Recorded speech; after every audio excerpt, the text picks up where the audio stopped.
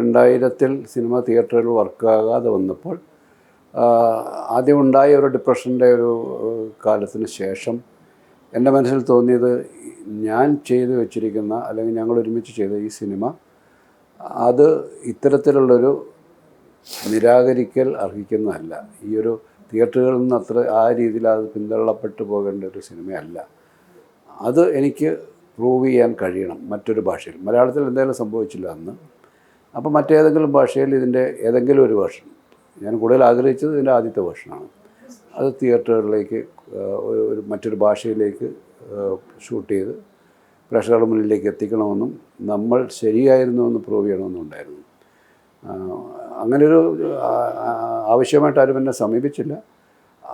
അതിനുവേണ്ടി വെയിറ്റ് ചെയ്യണം. എന്തെങ്കിലും അത് ഒരു ചോദ്യം അങ്ങനെ വരികയാണെങ്കിൽ ഞാനത് ചെയ്യുമായിരുന്നു.